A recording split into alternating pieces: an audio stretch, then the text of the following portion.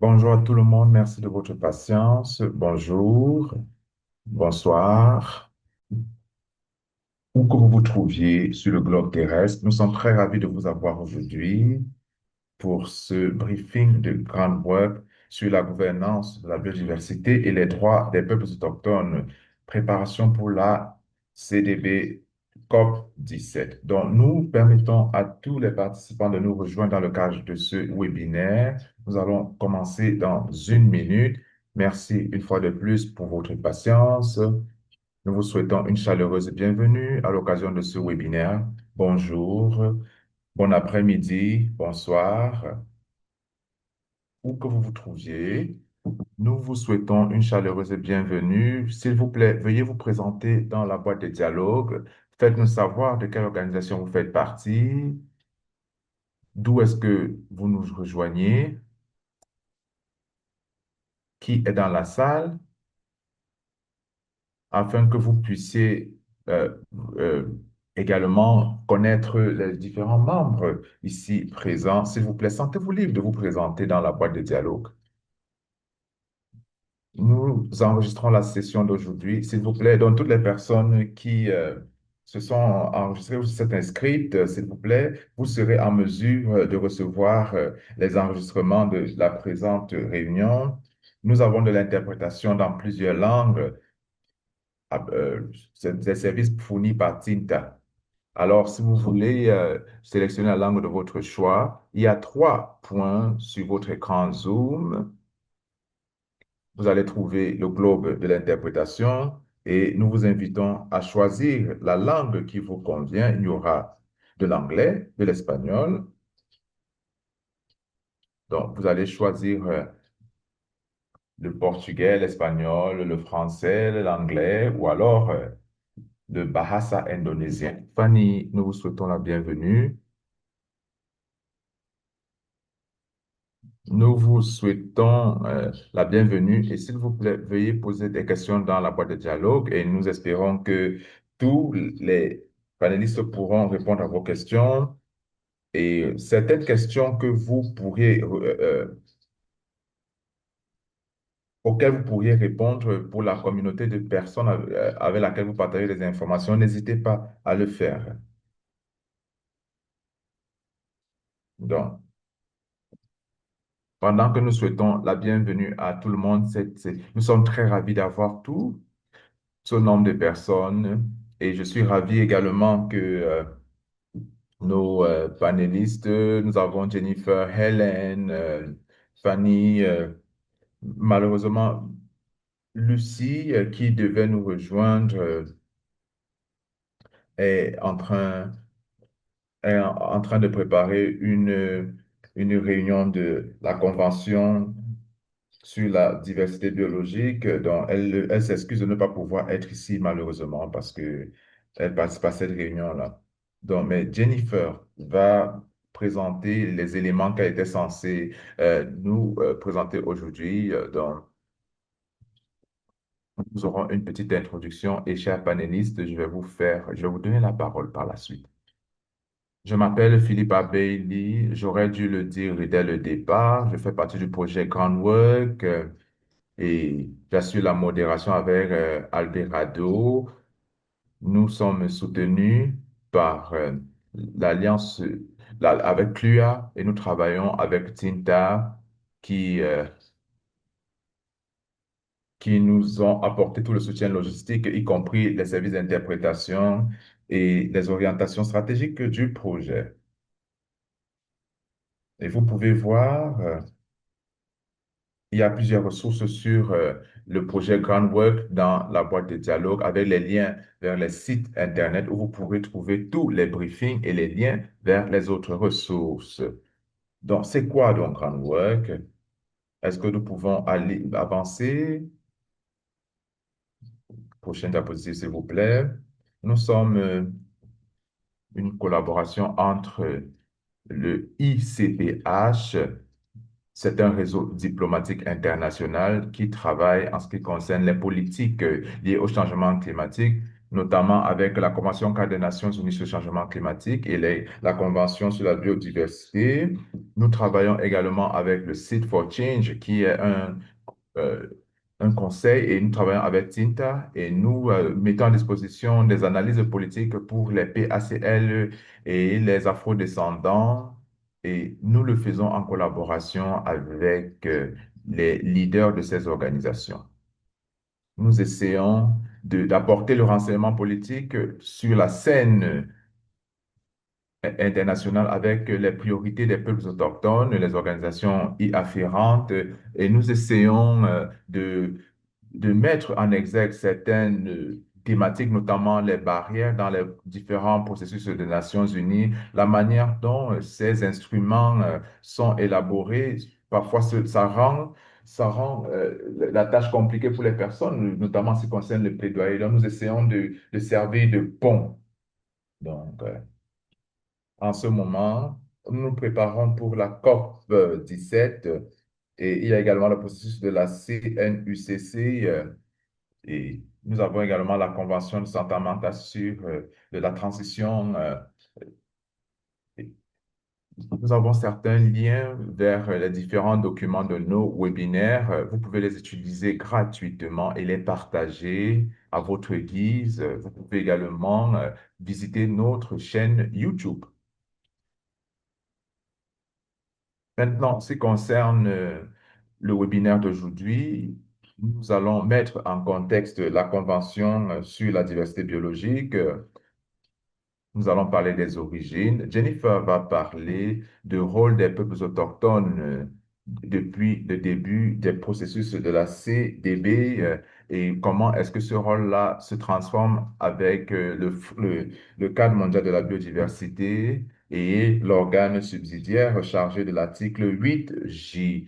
Nous allons en parler en profondeur. Comme je l'ai dit, malheureusement, Lucie ne pourra pas nous rejoindre aujourd'hui, mais Fanny qui est directrice de Colca, va nous parler du travail qui est effectué dans la zone de l'Amazonie et on va parler de l'objectif 30 x 30 dans le contexte de l'Amazonie. Et après, Hélène qui travaille au niveau de l'UICN avec la Commission des peuples des aires protégées va nous parler davantage sur la conservation et la, la protection des aires et pourquoi est-ce que cette période est très importante pour la nature. Et après, nous allons discuter des différentes pistes d'amélioration, quels sont les appels à l'action. Nous allons vous poser des questions pour voir dans quelle mesure on peut participer de manière effective dans ces processus et comment on pourra atteindre les objectifs en termes de biodiversité et en faveur des droits des peuples autochtones. Maintenant, en ce qui concerne la mise en contexte, en ce qui concerne la Convention sur la diversité biologique, c'est une photo très réjouissante. Peut-être vous vous en souvenez de la COP 17 à Cali, en Colombie, à l'occasion de laquelle l'organe subsidiaire chargé de l'article 8J est entré en vigueur. Donc, on pourrait revenir même un peu en arrière et replanter un peu le contexte. Pourquoi est-ce que c'est le moment de la nature? La nature, parfois, il est difficile de le comprendre, mais c'est un peu le point névralgique en ce qui concerne les négociations sur le climat. Cela demande beaucoup d'efforts, beaucoup d'énergie, des investissements, des ressources en temps et très peu a été donné à la nature. On pourrait discuter et remettre en question le statu quo, mais nous avons l'intérêt en faveur des combustibles fossiles et cela, cela prête un peu à confusion et à controverse avec la transition climatique. En ce moment, les gens reconnaissent l'importance de la nature. Aucun objectif en matière de climat ne peut être atteint sans réfléchir au rôle de la nature. Et comme Shoemaker le secrétaire exécutif de la Convention sur la diversité biologique. C'est un moment important pour l'engagement en faveur de la biodiversité. En tant que peuples autochtones, la nature, c'est notre système de soutien et il n'y a pas de vie sans la nature. Donc la question est celle-ci. Est-ce que les gens comprennent ce message en ce moment? Et ce que je pense, c'est que les gouvernements essayent d'aborder cette question en réfléchissant à la sécurité, pas seulement sur le fait que la nature soit, soit vitale pour notre survie. Et il nous revient, il nous incombe à nous, les êtres vivants, d'apporter plus de sécurité en mettant l'emphase sur la sécurité nationale, la sécurité alimentaire, la sécurité économique. Nous devons protéger la nature. Et sur cette diapositive, je montre un document qui provient du Royaume-Uni qui parle de la perte de la biodiversité, l'effondrement des écosystèmes et la sécurité nationale. Et l'un des faits dont il parle, c'est que les écosystèmes qui prennent en charge la production, les domaines de production alimentaire sont les plus importants pour la sécurité nationale du Royaume-Uni, notamment la forêt tropicale d'Amazon, du Congo, la forêt boréale et les Himalayas et les coraux de l'Asie du Sud-Est. Ça, c'est juste une perspective, notamment avec les mangroves qui sont particulièrement importants pour le Royaume-Uni. Nous ne pouvons pas assurer notre sécurité sans prendre soin de la nature. Maintenant, en ce qui concerne le processus de la Convention sur la diversité biologique, la CDB, ça fait partie de l'une des trois conventions de Rio qui ont été mises sur pied en 1992 et ratifiées en 1993, donc il y a plus de 30 ans. Il y a une COP qui est organisée toutes les 2 années et cette année, nous serons à Yerevan en Arménie. Il n'y a que quelques pays qui, s'il vous plaît, revenez à la diapositive précédente, plusieurs pays n'ont pas ratifié la CDB, notamment les États-Unis d'Amérique. Les États-Unis se sont retirés des accords du climat, notamment la Convention cadre des Nations Unies sur le changement climatique et l'accord de Paris. Et les États-Unis n'ont pas ratifié la CDB et c'est ça qui rend également la tâche un peu ardue. Donc,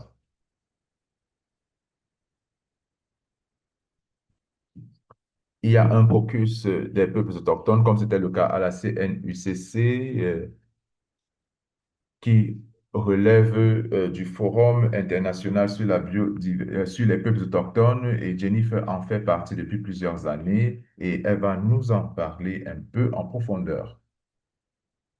Maintenant, en 2022, dans le cadre du processus de la CDB,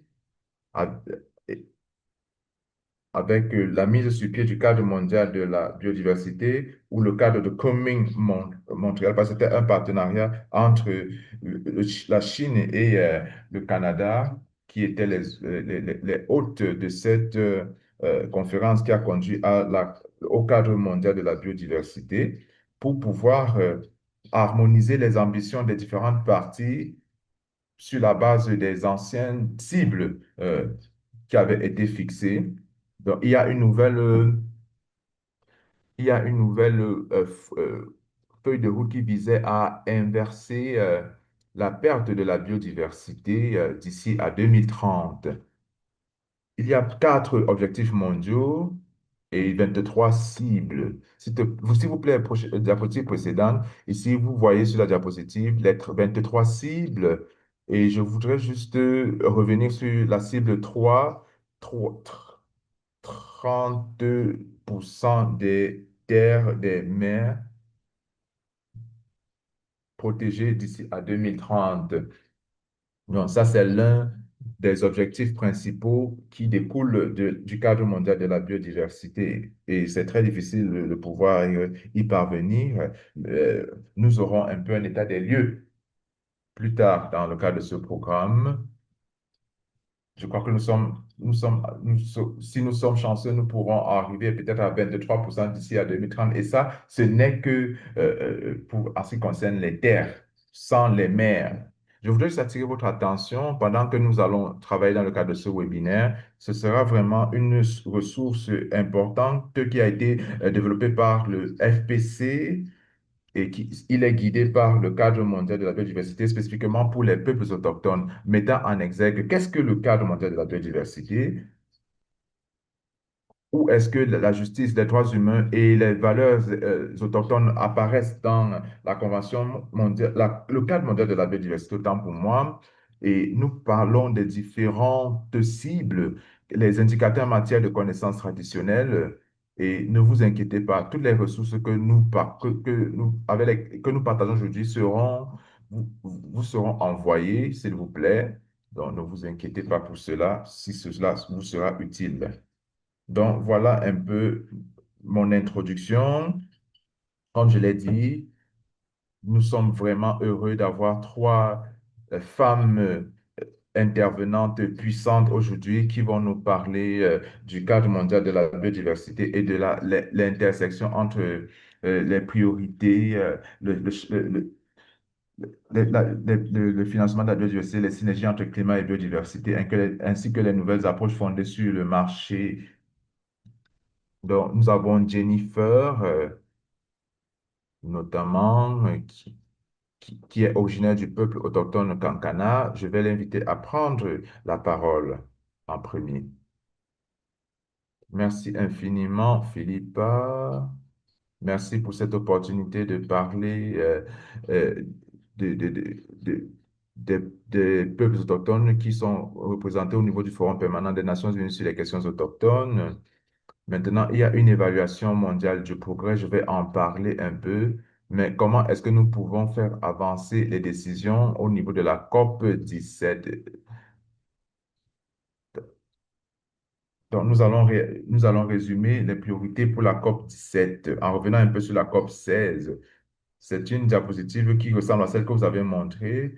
Et au niveau, il y avait une participation au sommet de la Terre de Rio, notamment des Philippines, du Brésil, du Canada et des États-Unis. Mais en dépit de cette euh, participation limitée, les peuples autochtones sont mentionnés dans les conventions onusiennes. Et au niveau de l'article 8J qui parle du rôle des peuples autochtones et de leur système de connaissances dans la conservation de la nature et de la biodiversité. Et c'est un mécanisme important de la CDB pour la mise en œuvre de ces objectifs. Et cela est différent de la Convention cadre des Nations Unies sur le changement climatique, qui va également avoir sa COP 17 dans quelques semaines. Mais malheureusement, on ne mentionne pas clairement les peuples autochtones et les communautés locales.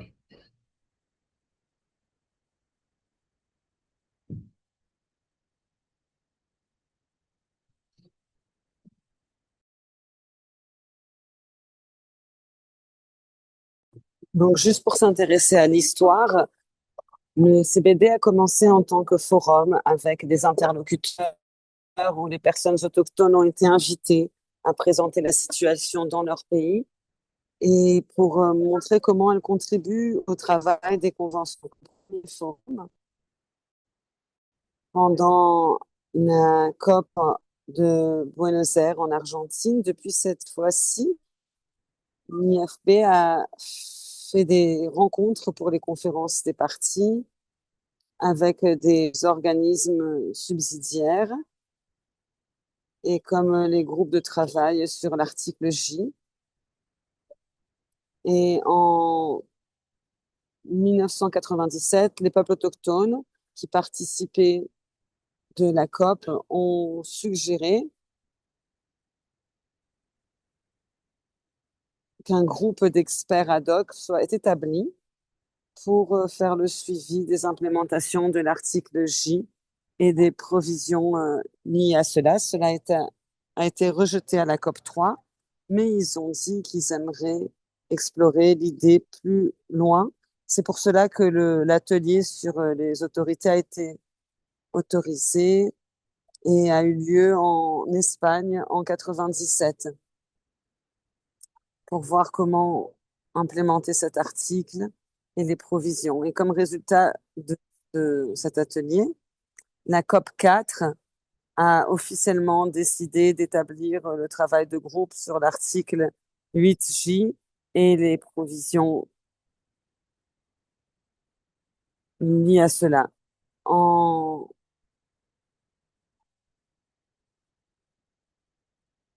2000, l'IFP a pu contribuer à cette COP sur la biodiversité à Séville, en Espagne, où le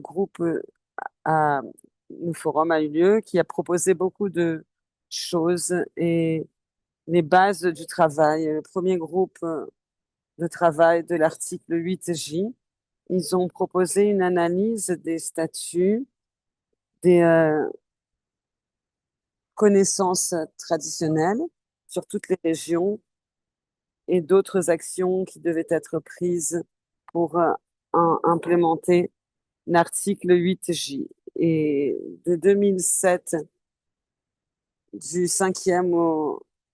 premier au cinquième groupe de travail, il n'y avait pas de code-share, mais les sous-groupes autochtones avaient des code-share et le pluriel de ce COP de la Convention des parties avait 6 membres du bureau, du premier au quatrième, à la quatrième rencontre, et pendant la cinquième, ils ont décidé de refléter toutes les régions culturelles. En 2007, quand la Déclaration des droits des peuples autochtones a été adoptée. Pendant la COP 5, en 2000, il y a une décision qui a reconnu officiellement le rôle des peuples autochtones et l'IFP, le rôle qu'ils jouaient depuis la COP 3, pour inviter les parties à demander conseil à l'IFB. On a été officiellement désigné comme un organisme de conseil pour la COP sur les provisions liées à l'article 8J. Et en 2009, pour la 6e rencontre du groupe de travail, c'est lorsqu'on a finalement réussi à avoir un code share. C'était Lucy. Elle n'a pas pu nous rejoindre, mais elle a joué un rôle important pour le groupe de travail. Et le groupe de travail s'est rencontré pour la dernière fois en 2023 à Genève. Et l'année suivante, à Cali, en Colombie, l'organisme subsidiaire a été établi.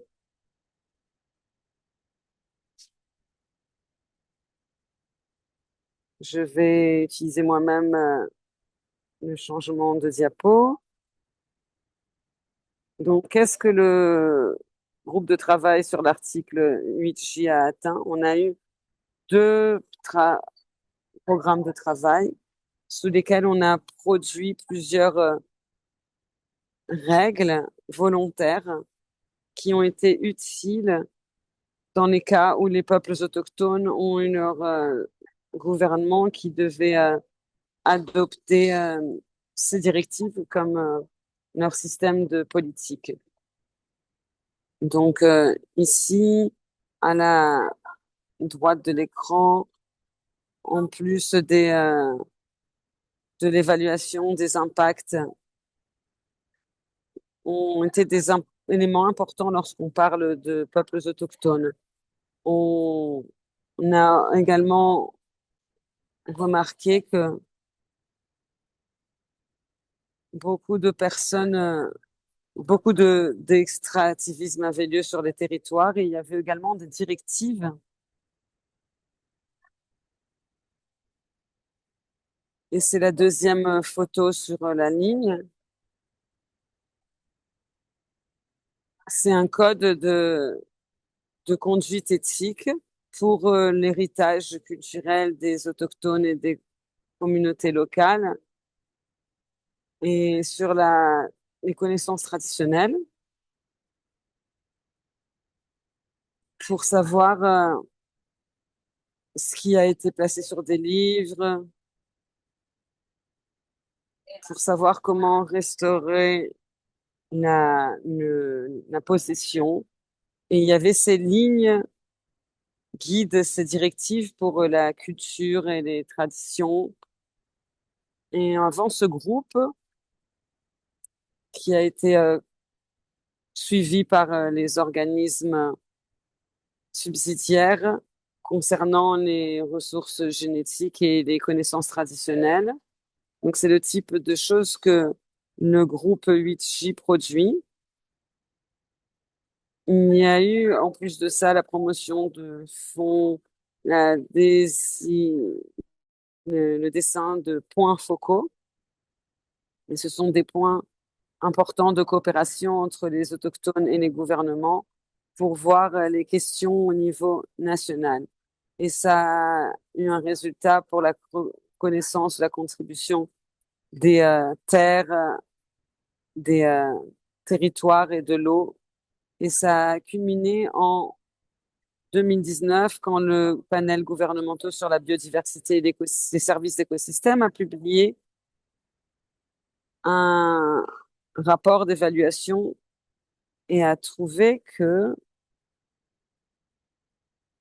la plupart des impacts écologiques et dans les régions riches en biodiversité ont lieu sur les territoires des communautés locales. Prochaine diapo. Est-ce que tu pourrais parler un peu plus bas, Jennifer, s'il te plaît, pour aider les interprètes? Merci. Je suis désolée. Merci pour ce rappel. Donc, à Cali, comme je disais, un des résultats clés qui est vraiment très important pour la présidence de Colombie, c'était l'établissement de cet organe subsidiaire sur l'article 8J. Et la raison pour cela qu'on a pu gagner cet argument d'avoir un organe permanent qui s'occuperait des questions autochtones, c'est car sept des cibles du GBF mentionnaient les droits des peuples autochtones. Et en plus de ça, la plupart des cibles sont pertinentes pour les droits des peuples autochtones, telles que la cible 2 sur la restauration écologique. Donc, on a pensé que le groupe de travail n'était plus suffisant, car en général, il a une limite un temps de vie. Et c'est évident que les peuples autochtones ont un rôle continu à jouer pour obtenir les objectifs de la Convention. Donc, c'est pour ça qu'il y a cette photo avec les visages heureux des personnes qui ont été impliquées dans ces organes subsidiaires. Prochaine diapo. Cependant, les méthodes de travail ou le mode opérant des organes subsidiaires n'ont pas été adoptés. Et ce n'est pas rare. Donc, le CBD lui-même a été établi en 92 et son premier appel a été pris principalement de développer les méthodes de travail. Et pareillement, les organes subsidiaires ont également été établis. Et la première réunion était de développer le mode opérant. Et au moins sur cette décision, il est clair que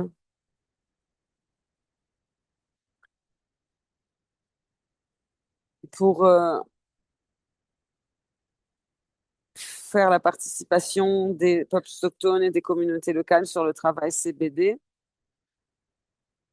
avec ces décisions et un conseil au COP et d'autres organes subsidiaires. Et pour Carthagène et les protocoles de Nagoya. Prochaine diapo. Je pense qu'on a perdu la connexion de Jennifer. Je sais qu'elle appelle de Nairobi. Très bien. Désolée pour cela, je ne sais pas ce qui s'est passé. Donc, étant donné qu'il n'y a pas de mode opérant, la question est comment la première réunion des organes subsidiaires fonctionnerait. On a eu 12 réunions, heureusement, pour reconstruire cela. La première réunion a utilisé les pratiques établies. Le bureau de la COP servirait comme celui de l'SPJ, de la présidence de la COP, avec les communautés locales et la coprésidente. Le président, le bureau désignerait le rapporteur désigné et l'IFB devait désigner 7 membres du bureau autochtone, un de chacune des régions socioculturelles. Et bien sûr qu'un des membres, qu'un le coprésident de la réunion doit être un des membres du bureau. Prochaine diapo. Et bien sûr, comme vous le savez, on a eu la première réunion au Panama et l'agenda est la suivante.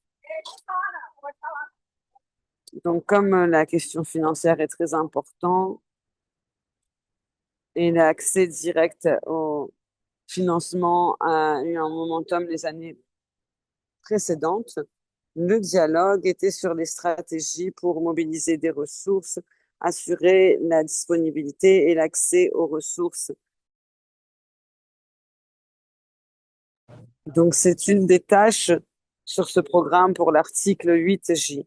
L'item 4 pendant la réunion était le modus operandi et ils ont négocié cela avec une parenthèse, mais on y travaille pour faire cela qui aura lieu à Nairobi dans quelques semaines pour résoudre certaines de ces parenthèses et les adopter pour la COP 17. On a eu l'implémentation du programme de travail sur l'article 8J et surtout les directives pour les territoires autochtones et traditionnels et des directives pour l'inclusion des plans de travail des peuples autochtones. Pour mettre à jour également le glossaire avec les termes clés en incluant l'approche de droits humains, etc. Et beaucoup de vous seront au courant qu'il y a une demande pour clarifier s'il y a des différences entre les termes autochtones et communauté locale. Et comme agenda, et c'est quelque chose unique par la Convention de la biodiversité, il n'y a que ce gouvernement qui veut élargir l'agenda, le programme, pour considérer cela sur les questions autochtones. Peut-être que le dernier point sur cette diapo, c'est l'importance du dialogue approfondi sur le côté financier avec des considérations plus formelles de financement aux prochaines réunions de l'SBJ. Prochaine diapo. Donc, voici les diapos de conclusion où je m'intéresserai aux questions et chacun des points de la programmation pour qu'on puisse donner un cadre aux listes de priorités pour la COP 17. Donc, en termes de directives, Le titre des orientations n'est pas encore connu. Certains voudraient conserver l'intitulé sur les aires protégées et d'autres voudraient parler des méthodes de conservation efficaces. Et en ce qui concerne les négociations de Nairobi, ce n'est pas quelque chose un problème spécifique au FTG, mais nous voulons améliorer le travail sur les aires protégées pour dire que ce n'est pas. On va travailler sur les aires protégées et les aires conservées également. Et tous les territoires autochtones et traditionnels. Et cela est prêt à controverse dans ce projet de décision. Il y a également la question de savoir si les principes directeurs doivent être intégrés et plus encore, la notion dans le paragraphe 28 selon lequel les territoires autochtones et traditionnels doivent être considérés comme un système différent de l'utilisation durable et la conservation de la biodiversité. Et l'un des éléments les plus importants, c'est le registre mondial des questions autochtones. Les peuples autochtones voudraient que les contributions vont dans la conservation basée sur les aires et il faudrait qu'il y ait un référentiel mondial. La prochaine diapositive.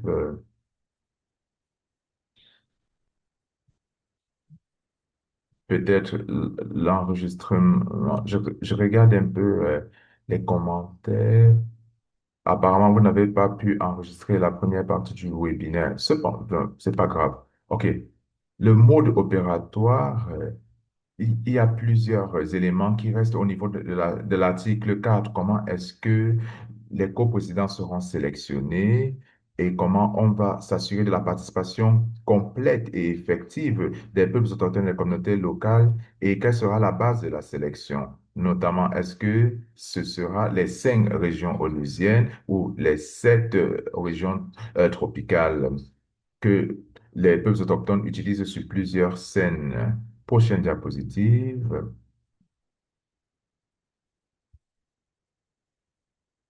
En ce qui concerne maintenant la mise à jour du glossaire volontaire,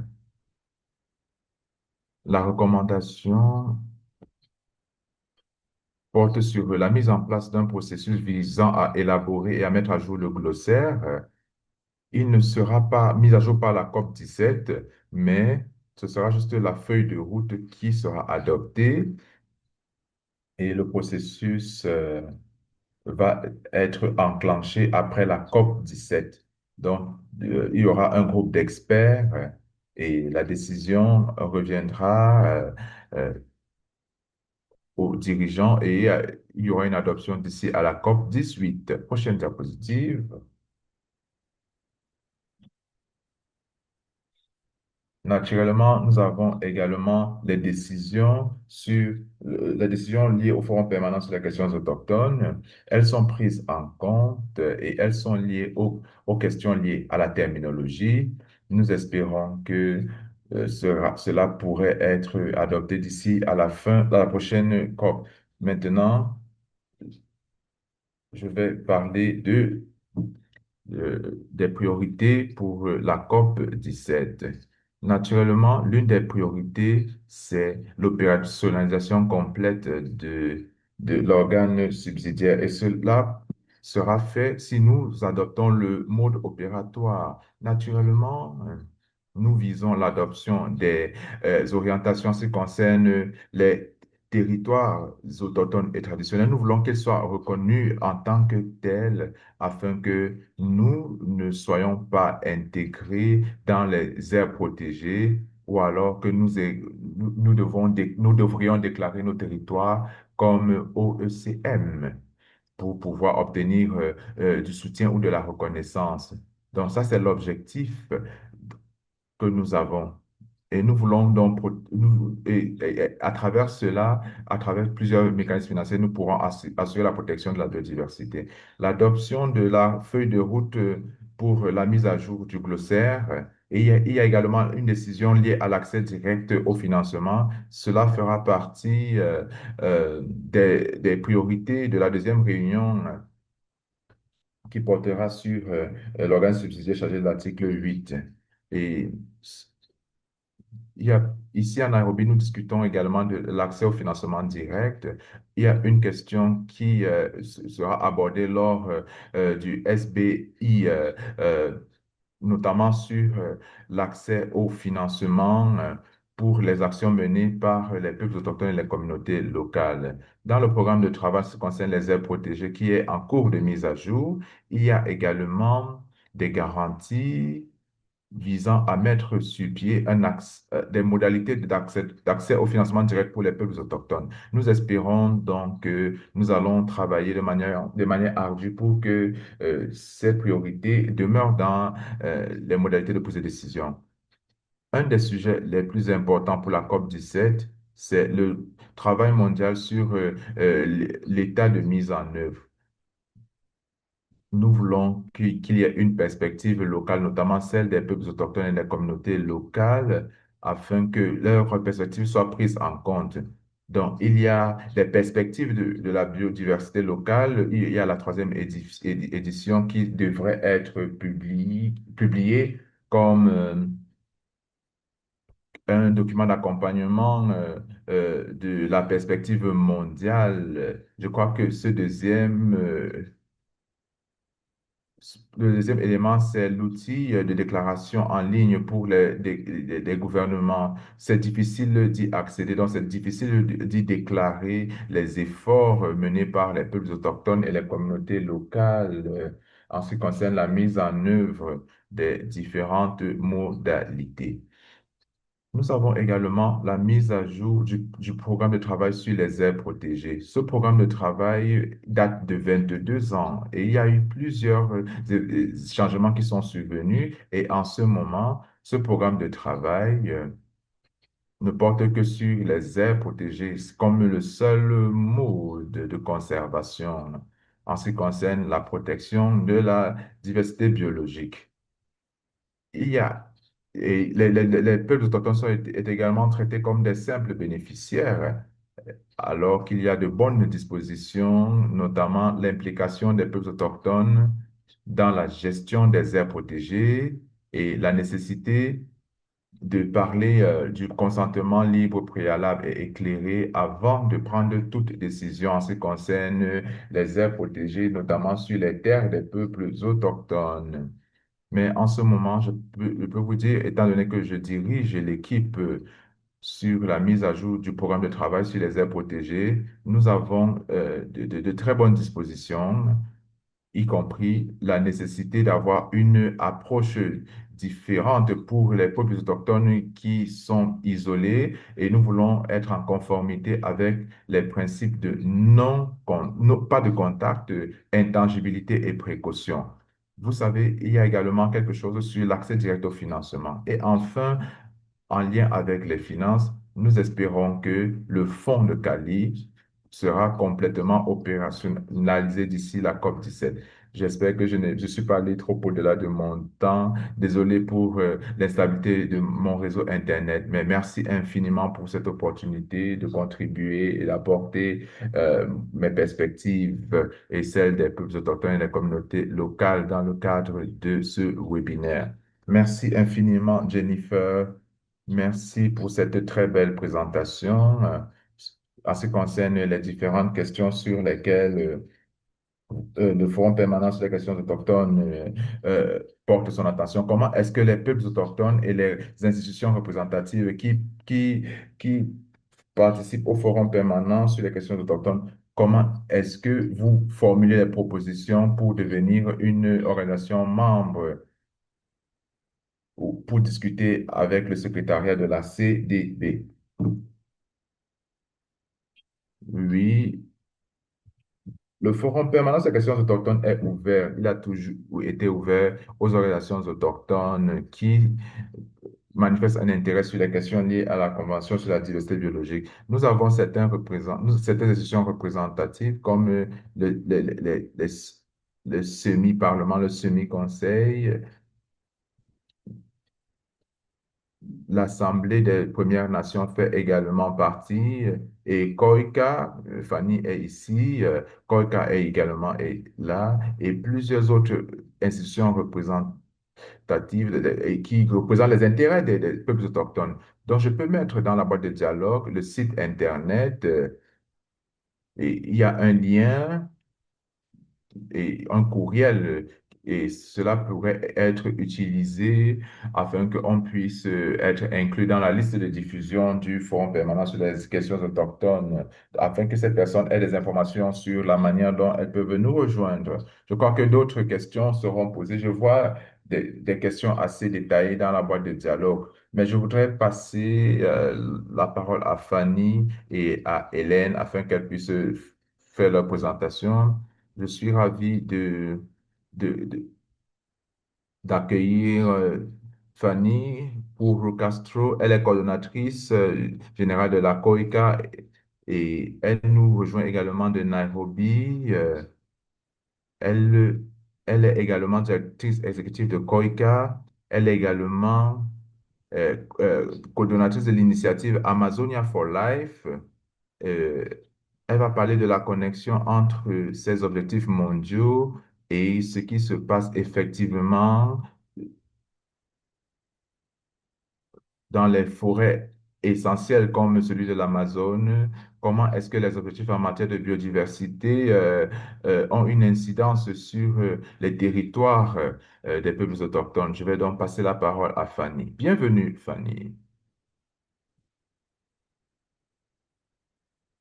Merci infiniment, Philippa. Et bonjour, merci à tout le monde. Je voudrais remercier Jane parce que elle est devenue une spécialiste dans le domaine. Elle fait preuve d'implication, de dévouement sur les questions qu'elle aborde. Merci infiniment, Jennifer, de nous avoir présenté tous ces éléments pour que nous voyions comment la Convention sur la diversité biologique a avancé, a fait réaliser du progrès. Je voudrais également commencer par une vision d'ensemble. Je, c'est très important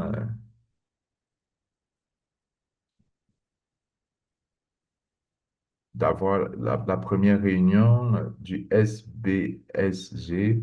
Je crois que ce sera très important pour nous, les peuples autochtones.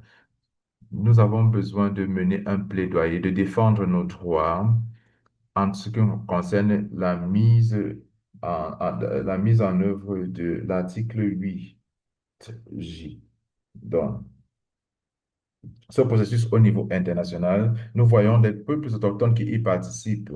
Et je crois ils y ont été, mais ils n'ont pas participé de manière efficiente ni efficace. En ce qui concerne notamment le bassin de l'Amazone et notamment à Koika, nous gardons toujours cela à l'esprit et nous recherchons toujours des voies et moyens pour pouvoir tirer parti des opportunités de défendre nos droits et en ce qui concerne le consentement préalable éclairé, nous voulons vraiment que les personnes soient toujours informées en ce qui concerne la zone de l'Amazonie. Nous venons de lieux parfois reculés. Parfois, c'est difficile de comprendre tous ces scénarios, de nous en imprégner, parce que tout, par exemple, est en anglais et les peuples autochtones qui viennent de l'Amazonie, nous ne parlons pas anglais. Donc, il n'y a pas de consentement préalable éclairé parce que si nous ne savons pas ce qui se passe, si nous n'avons pas la bonne information, notre engagement, notre participation sera limitée. Mais maintenant, le combat que nous menons vise d'assurer la sécurité judiciaire sur les territoires. C'est quelque chose qui fait l'objet de plusieurs discussions et plusieurs efforts. Nous voulons assurer la sécurité de tout le monde sur chacun de nos territoires. Nous voulons également parler de l'inclusion des connaissances ancestrales. C'est maintenant, c'est maintenant que les connaissances traditionnelles font partie des discussions, mais nous considérons cela comme de la science. Et cela doit être pris en compte dans tous les rapports, notamment quand nous parlons de l'impact environnemental.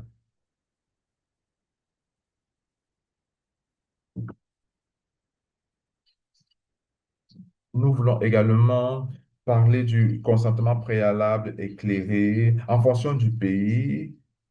euh, Ce concept peut avoir plusieurs noms. Il ne s'agit pas juste d'un nom, il s'agit de la participation effective des peuples autochtones, la défense des droits des peuples autochtones en ce qui concerne la prise de décision.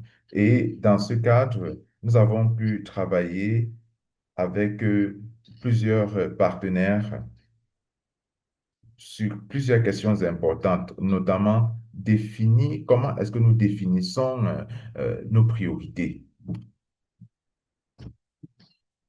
Ici, vous allez voir que ici,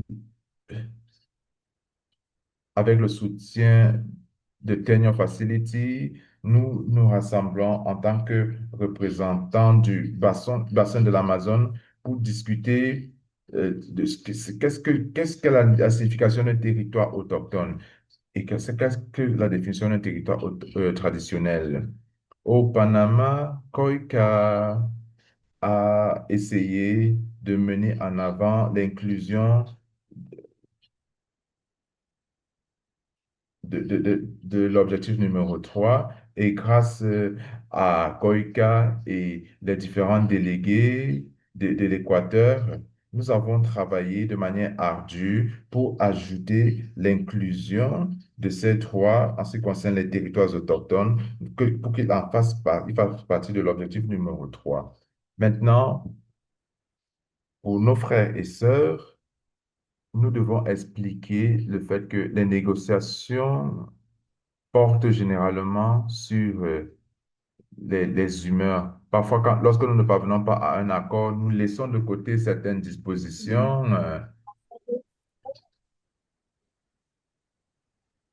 notamment les personnes qui sont isolées de manière volontaire, qui refusent parfois de consentir à certains compromis. Nous avons aussi l'information selon laquelle certains thèmes ont été retirés. En ce qui concerne le principe de précaution, dont nous avons eu une réaction immédiate. Nous avons créé un paragraphe et la Colombie l'a approuvé. Donc, vous savez, il y a beaucoup de questions politiques et les partis parfois ne soutiennent pas nos propositions. Donc, nos propositions ne sont pas couvertes par les partis et ils ne font rien. Donc, il faut faire du lobbying avec les représentants et surtout pour l'Amérique latine, avoir toujours une bonne relation avec le GRULA qui sont les délégués officiels des États sur ces négociations. Il faut maintenir cette relation. Donc, en parlant du scénario ici, du scénario réel, si les propositions autochtones ne sont pas couvertes par les délégués officiels des États parties, États membres, et ce n'est pas également sur les documents officiels. Donc, on doit avoir cette relation interne et avec chacun des gouvernements, des autochtones qui ont de bonnes relations avec leur gouvernement, sont très utiles dans ces espaces, car les gouvernements qui nous soutiennent peuvent soutenir la proposition autochtone et le caucus autochtone et délèguent toujours un groupe de personnes pour le Gros Lac qui veut des représentants d'Amérique latine, des Caraïbes, cette région d'Amérique latine et des Caraïbes. Donc, quelqu'un doit également faire son incidence pour pour qu'il puisse soutenir nos propositions. Très bien. Donc, de façon interne, sur le bassin amazonien, comme tel, en plus de cette incidence avec cette pensée autochtone, on voit que lorsqu'on parle de biodiversité, on ne peut pas penser seulement à la biodiversité et sur les territoires côtiers, que la culture est diverse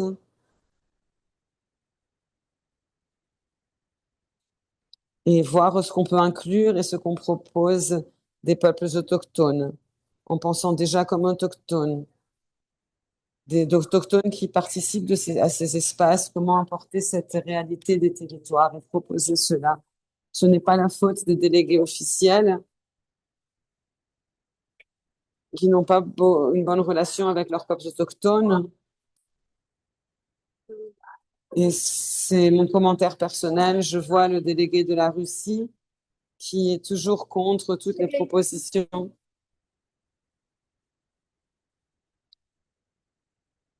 Et quand j'étais dans ces espaces, je vois toujours, au contraire, un opposé de ce qu'on propose. Mais il y a des personnes qu'on rencontre ici et parfois ils ont de mauvaises relations avec les peuples autochtones. Donc même cela se trouve sur ces scénarios. C'est la réalité de ce scénario, mais nous, comme Koike, on insiste avec d'autres groupes que notre pensée, notre culture, notre façon de voir cela, la cosmovision doit être intégrée, car sinon c'est une implémentation de la pensée colonialiste, de mettre des mots qui ne sont pas propres aux peuples autochtones. Bien sûr qu'il y a un langage des Nations Unies. Les Nations Unies doivent également avoir une ouverture pour avoir les pensées, la cosmovision différente. Polka est toujours sur cette ligne en train de pousser les peuples autochtones pour qu'ils soient vraiment pris en compte à partir de leur essence, de leur culture, de leur spiritualité, de leur cosmovision. C'est pour cela qu'avec l'équipe, on a construit, on a défini qu'est-ce que c'est construire ce territoire autochtone. Donc, j'ai une définition que je vais lire, car après plusieurs jours de dialogue, de discussion, pour vraiment rassembler l'essence de ce qui signifie que le territoire. On définit cela et on croit que ce concept mêle, implique la pensée des peuples autochtones, car ils ont toujours eu une relation avec leur territoire, une pensée spirituelle. Les jeunes, il faut prendre en compte tout cela. Donc, on définit, comme vous pouvez le voir, les territoires autochtones et traditionnels sont des territoires et des espaces vivants. Vivants, c'est-à-dire terrestres et marins, de caractère ancestral, intégral, spirituel, culturel et biophysique, reconnus et vécus comme des espaces de droit collectif. La collectivité est en avant ici, et en eux, ils expriment la loi d'origine. La loi originelle, on donne droit au territoire, pas aux États. Et qu'aujourd'hui, on cherche cette sécurité juridique des territoires autochtones, c'est la reconnaissance des États par les territoires, car de droit, notre territoire est déjà vient de la cosmovision de la loi originelle. Et les systèmes de connaissances traditionnels et également où s'exerce le gouvernement, les gouvernements autochtones antérieurs au gouvernement des États. Depuis longtemps, les autochtones gouvernent leur territoire à partir de la cosmovision. Et aujourd'hui, cette, ce repère, la reconnaissance sur le droit international, tout cela rend possible la vie pleine. On a déjà parlé de ça. Donc, on laisse également certains critères du concept de territoire autochtone. Vous pourrez le lire vous-même. Et je veux vous dire qu'à l'intérieur de la COIC, au-delà de la discussion des thèmes de l'accès au financement direct, on travaille déjà sur cela. On veut un financement direct pour les territoires autochtones, pour les peuples autochtones. Et on est en train de créer des mécanismes propres de financement direct. La COIC a le Fonds Amazonie pour la vie, précisément pour que les ressources arrivent de façon directe aux communautés, aux organisations et renforcent et qui voient le travail que les peuples autochtones font sur le territoire pour que ce soit reconnu. un autre mécanisme de conservation au-delà de, en plus de ce, la protection de plus de 30% des zones marines côtières jusqu'à 2030. La COICA a déjà sa propre proposition. Il y a la résolution 068 de la l'UICN qui est précisément pour les actions d'urgence et restaurer 80% de l'Amazonie de façon intégrale, écologique pour 2030. Donc, pour éviter le point d'inflexion en cascade. Donc, on a déjà proposé ça nous-mêmes au-delà des 30-30, mais on parle des 80%. C'est comme restaurer de façon intégrale ces territoires. Et tout cela montre les informations des territoires, mais cela n'est pas pris en compte. Donc, vous dire que comme peuple autochtone, comme organisation, on travaille de façon pratique pour que tout cela soit implémenté de façon facile sur les territoires autochtones. Je n'ai plus beaucoup de temps, donc merci beaucoup. Merci beaucoup.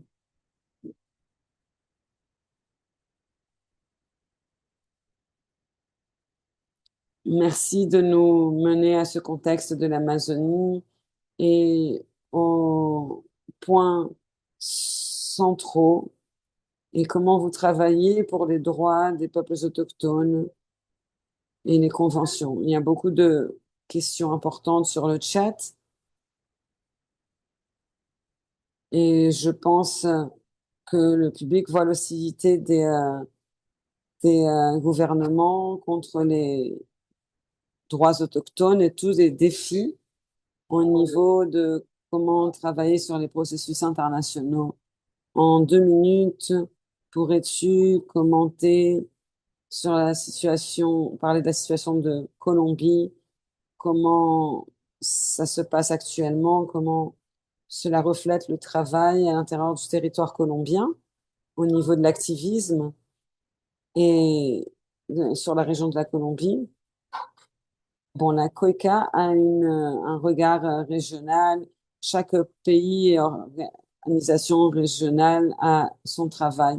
Et la COICA, elle, prend cette vision et elle l'emmène vers l'espace international. Et on montre on ne rentre pas dans ces aires, de ces zones protégées. C'est une catégorie unique de peuples autochtones et c'est ce que l'on montre comme peuples autochtones. Bien sûr que la situation en Colombie, le, la promotion et le leader de ce thème de biodiversité sur la COP 16, l'hôte qui avait beaucoup d'attentes, ils ont créé le fonds Cali. Ils ont obtenu pas mal de choses et beaucoup d'attentes pour l'avenir, mais on espère que la situation ne se détériorera pas en Colombie. La géopolitique globale change fortement. Le thème environnemental n'est pas la priorité pour certains gouvernements. Donc, dans ce scénario, le peuple autochtone doit s'unir beaucoup plus et se maintenir sur le territoire avec tout ce que nos lois originelles nous ont enseigné pour la spiritualité. Sinon, on est perdu. Merci beaucoup. Tes mots sont très puissants. J'aimerais passer à Helen, comme il nous reste peu de temps. Merci beaucoup, Fanny. J'aimerais passer à Helen Dugenhat. J'ai la co-directrice de Synchronicity Earth. Beaucoup de vous doivent a dû en entendre parler. C'est une des présidentes de l'IUCN sur les zones protégées pour les droits de gouvernance. J'ai perdu un bout, mais sur le côté de l'équité. Bienvenue, Helen. Elle va nous mettre en contexte et nous offrir un petit peu plus de vision sur la place de la CBD, comment il faut profiter de ce moment pour notre nature. Merci beaucoup, Helen. Merci beaucoup pour cela. J'aimerais commencer par remercier les deux interlocutrices précédentes. Je sais que Jeanne a montré la, les impacts que les peuples autochtones ont eu directement sur les structures et le travail des conventions. Et cela peut être très bon pour notre discussion liée à ce qui se passe sur la COP 17 cette année.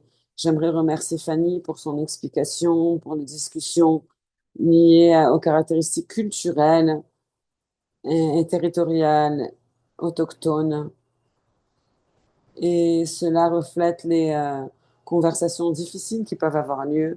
Et j'aimerais remercier ce partage.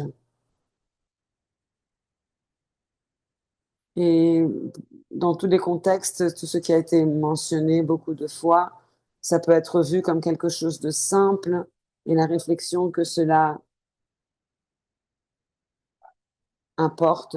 Ce que j'aimerais partager avec vous, c'est que nous sommes sur le point d'arriver à, à mener ces jonctions de ce qu'il nous faut. Et je suis sûre que la plupart des personnes qui participent à ce webinaire apporte beaucoup d'observations et de contributions incroyables. Donc cette année, on va voir que les parties qui font la révision avec le brouillon de ces rapports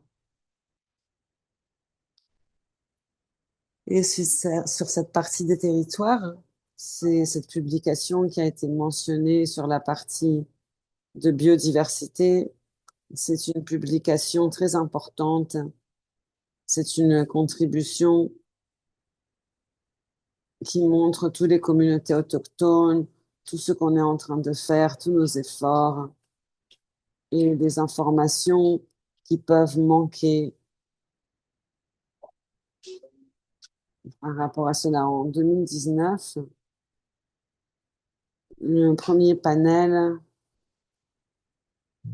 de cette évaluation faite de la biodiversité montrait que la biodiversité montre que ce qui augmente sur le système, la pression augmente. Et cette évaluation globale a rencontré sur les territoires des peuples autochtones et des populations locales qui est menacée et il y a eu un déclin de la partie traditionnelle. C'est un déclin qui a été vu sur d'autres zones et sur différentes zones, ce que l'on peut établir comme zone protégée d'ailleurs. En 2020, nous avons vu que pour réussir à mettre les informations de cette année, une des idées qu'il nous fallait, c'était d'avoir un plan stratégique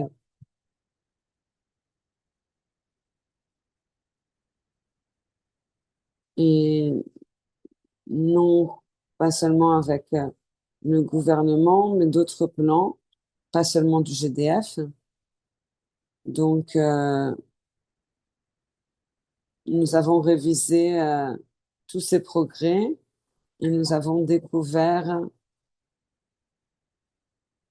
qu'aucun de ces objectifs n'a été obtenu de façon complète. Et certains d'entre eux, nous, on n'a pas réussi à faire cela sur la partie de la biodiversité. Donc, on a, à partir de ce repère de 2019, ils ont montré que la biodiversité continue en déclin et on a de plus en plus de peuples autochtones et de communautés locales qui doivent faire des efforts pour survivre. Donc, on voit cette première version de cette informatique. Donc, si vous voulez, euh, pour résumer le message de ce rapport, c'est qu'il a bien que ce repère global a géré les participations, il a engendré beaucoup de participations et l'implémentation ne va pas parvenir à obtenir tous les objectifs pour les cibles et cela ne reflète pas encore l'ampleur pour les communautés traditionnelles. Donc, il montre également des progrès qui sont inégaux avec ces cibles, en particulier bien en arrière, avec les cibles liées au côté subsidiaire et sur l'implémentation lorsqu'ils sont comparés aux objectifs. Et le rapport global montre que certaines des questions et considérations pour l'implémentation avec une partie importante de ce cadre. Et avec cela, je me réfère au cadre qu'on appelle de séance pour la séance C, la session C, qui inclut l'abordage du droit des enfants et la contribution des peuples autochtones. Donc, ces considérations sont en train d'être appliquées pour ce cadre total et n'aborde pas comment ces thèmes sont mis au niveau international. Il y a des défis que je dois mentionner et ce cadre adopté à Cali pour ce cadre de la biodiversité n'ont pas des indicateurs impliqués sur tous ces traitements et ces cadres de la biodiversité. Ils sont mal faits ou très superficiels. Et ce qui est très critique, c'est qu'ils mettent sur le droit de possession de la terre et des personnes qui défendent les droits humains. Et finalement, ils ne mettent pas la déficience de ces objectifs. D'un point de vue plus positif, Il y a plusieurs questions sur, désolé aux interprètes parce que je parle très vite. Une fois de plus, il y a le cadre, la cible 3. Elle comprend plusieurs éléments qui pourront aller au-delà de la protection des aires protégées. Ça, c'est l'indicateur principal et c'est l'indicateur que nous saurions qui représente euh, euh, 30% d'ici à 2030. Certains de ces éléments, notamment les autorités nationales, assurent certaines déclarations, hein, et nous voulons vraiment que le système de protection des aires protégées puisse encore regagner en déclaration, hein. Il y a les systèmes écosystémiques, il y a la reconnaissance et le respect des droits des peuples autochtones, y compris en ce qui concerne les territoires traditionnels et autochtones. Cet engagement n'est pas couvert par un indicateur. Donc, nous n'assurons pas l'évaluation de certains des aspects importants de la cible. Maintenant, la déclaration des cibles n'assure pas une désagrégation des territoires traditionnels aux autochtones. Certaines parties peuvent choisir si elles vont faire des déclarations dans ce sens. Donc, une fois de plus, l'une des plus grandes innovations du cadre mondial à la biodiversité, euh, ce n'est pas très visible en ce qui concerne les territoires autochtones et traditionnels. Et quand nous regardons la trajectoire avec les indicateurs principaux en ce qui concerne la protection des aires protégées, donc, Philippe a parlé des différentes cibles et qu'elle a dit que d'ici à 2030, nous pourrions atteindre 23%. Je dois dire, je ne suis pas présidente ou vice-présidente, et c'est important pour certaines personnes. La commission, au niveau de la siège, nous parlons nous travaillons sur les aires protégées et cette commission s'engage à soutenir le travail fait au niveau national afin il y a la prise en compte de l'importance des peuples autochtones dans la conservation de leur territoire. Nous reconnaissons également le travail sur l'organisation subsidiaire, le travail de l'organisation subsidiaire chargée de l'article 8J et nous voulons pouvoir, nous voulons pouvoir déclarer les différents efforts qui sont faits au niveau national sur la scène internationale. Donc, en ce qui concerne l'adoption de certains résultats du travail subsidiaire chargé de l'article 8J, nous, nous voulons pouvoir faire avancer le travail qui est effectué sur le terrain. Nous savons que les peuples et les autochtones font déjà tellement de travail et réalisent un travail important pour la conservation durable et avec les directives de l'organe subsidiaire, nous voulons pouvoir assurer des déclarations un peu plus appropriées aux différentes personnes qui participent à la COP. Toutes les actions que nous devons atteindre en ce qui concerne le cadre mondial de la biodiversité, ces actions ne sont pas toujours visibles dans les rapports que nous voyons. Et c'est quelque chose que nous devons changer. Mais c'est les actions qui sont les plus importantes. Donc, notre intention doit être accordée à l'accroissement et l'intensification des actions sur le terrain. Et nous allons voir comment la désagrégation des données pourra rattraper les différents gaps. Donc, je ne sais, j'en ai terminé et s'il y a des questions, je pourrais rebondir pour y répondre. Merci. Merci infiniment, Hélène. Avec tous ces processus, quelles seront nos priorités, quelles seront les cibles d'évaluation. Cela aura une importance sur la manière dont le processus, nous jugerons l'efficacité du processus et si on ne voit pas votre travail qui est reflété, si vous faites un travail extraordinaire sur votre terrain et si cela n'est pas partagé sur la scène internationale, dans les rapports, ça c'est un grand découragement. Et il y a de la frustration et c'est comme si on n'honorait pas vraiment les efforts qui sont consentis. Et c'est important d'avoir de parler du financement et comment cela viendrait soutenir le travail qu'on effectue. Donc, merci d'avoir relevé ces questions essentielles. Maintenant, je voudrais inviter, merci aux participants. Maintenant, nous devons parler. Nous savons que nous avons une diversité de participants aujourd'hui. Certains d'entre vous sont très impliqués dans les processus internationaux.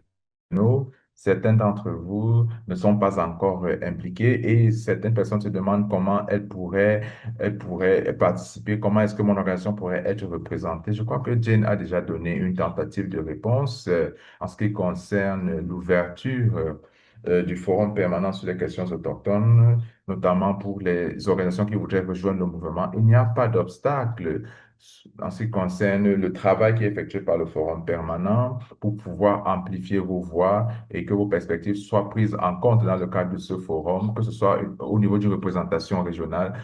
Dans tout ce qui se passe en ce qui concerne les questions autochtones sont abordés sur la base de 7 régions autochtones pour pouvoir euh, magnifier l'expression, la perspective d'un certain groupe de personnes, notamment les peuples autochtones et les communautés locales. Ça, c'est pour que nous sachions comment les processus onusiens sont organisés. Donc, veuillez rédiger vos questions dans la boîte de dialogue. Nous avons essayé de partager le lien et cela fera partie des, des, des liens que nous allons envoyer. Comment est-ce que les gens voudraient davantage connaître la CDB? Quelles sont certaines des positions? Quelles sont certaines des opinions des organisations de peuples autochtones? Quels sont les efforts qui sont effectués? Non pas comme Jen l'a dit, non seulement comme des bénéficiaires. Ou les personnes affectées par les politiques, même cette personne qui participe également à la prise de décision et qui font de la conservation de la biodiversité quelque chose de réel. Donc, comment est-ce que cela est pris en compte? Donc, nous vous invitons donc à poser des questions. S'il vous plaît, faites preuve de concision afin que nous puissions les lire facilement. Mais maintenant, s'il vous plaît, prenez quelques minutes juste pour faire connaître aux gens comment est-ce que les différents participants pourront apporter leur contribution pour faciliter ou favoriser le succès de ce programme. Je vais commencer avec vous, Jane. S'il vous plaît, vous êtes encore en sourdine, Jane. Vous êtes en sourdine. Votre micro n'est pas ouvert. Oui, désolé. Donc, j'ai parlé de l'historique de la Convention sur la diversité biologique et du forum permanent. C'est un caucus, c'est un forum, et les réunions du caucus euh, se déroule avant les réunions de la Convention sur la diversité. Ce n'est pas une organisation, c'est un forum, un forum de permanence sur les questions autochtones, notamment pour les PACL qui participent aux différentes réunions. Et je dirais que pour participer, vous devez être accrédité par la Convention sur la diversité biologique et l'accréditation est ouverte. C'est très facile par rapport aux autres organes et il s'agit juste d'envoyer votre demande et je vais mettre toutes les informations dans la boîte de dialogue. Mais en règle générale, il y a une réunion préparatoire du Forum permanent sur les questions autochtones avant les réunions de l'organe subsidiaire parce qu'il y a plusieurs éléments inscrits à l'ordre du jour de la COP. C'est pas comme la Convention cadre des Nations Unies sur le changement climatique, mais c'est très ouvert. Donc, la salle est publiée. Les réunions de la CDB sont publiées sur le site correspondant. Donc, nous faisons entendre la voix des PACL et nous accueillons toutes les contributions. Nous recherchons toujours les points de vue et les perspectives des PACL avec qui nous pouvons travailler, que ce soit au niveau national, en ce qui concerne les mises en œuvre des différentes questions. Donc, c'est très facile de nous contacter pour pouvoir discuter avec le forum permanent sur les questions autochtones. Ce serait très bien d'avoir la contribution du plus grand nombre d'organisations de peuples autochtones pour pouvoir faire avancer les choses de manière plus efficace.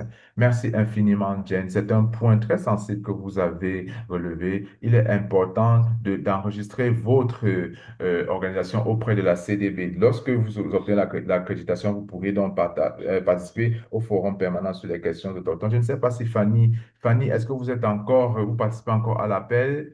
Est-ce que vous pourriez nous donner une autre perspective territoriale en ce qui concerne le bassin de l'Amazone? Maintenant, je ne vois pas Fanny, mais nous allons passer à Hélène. Je crois qu'il y a des questions dans la boîte de dialogue.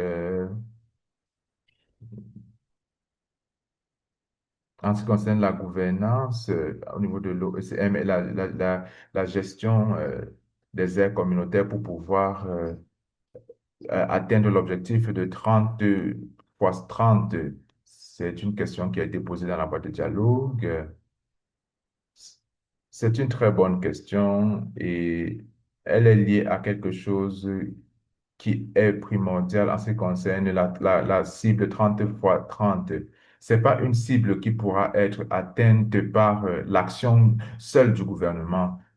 Ça devrait être des actions communes, collectives et solidaires de la part de plusieurs groupes, notamment les peuples autochtones et les communautés locales avec les aires qui sont gérées de manière traditionnelle et locale. Il y a également les gestions co-gérées dont l'établissement de rapports Il y a plusieurs catégories de gouvernance. L'une des catégories porte sur les aires qui sont dirigées ou alors gérées par les communautés. Il y a également les aires dirigées ou alors protégées par le gouvernement. Donc, tous ces éléments sont importants. Et la manière dont les rapports sont produits, cela est défini au niveau national. Comment est-ce que nous pourrons contribuer? Comment nous pouvons soutenir ce travail? C'est ça la question qu'on se pose. La CDB, c'est un accord intergouvernemental et il y a toujours l'opportunité d'influencer cet accord en travaillant sur les politiques mondiales. Et j'ai pris l'exemple, comment est-ce qu'on pourrait le faire de manière efficace. L'atteinte des objectifs repose sur plusieurs travaux et il ne s'agit pas seulement des réunions de la CDB. Je voudrais le relever cela. L'une des approches pour l'atteinte des cibles, c'est de faire un travail au niveau national, au niveau local, en ce qui concerne la restauration, la conservation, ou alors tous les facteurs qui sont déterminants, qui, qui permettent, ou alors s'attaquer aux différentes causes de la perte de la biodiversité. Donc, il ne s'agit pas juste de travailler au niveau de la Convention sur la diversité biologique, mais si vous voulez vous impliquer dans c'est un forum, c'est un forum international. Vous pouvez travailler avec l'UICN, l'Union internationale pour la conservation de la nature. Les PACL pourraient rejoindre tous ses membres.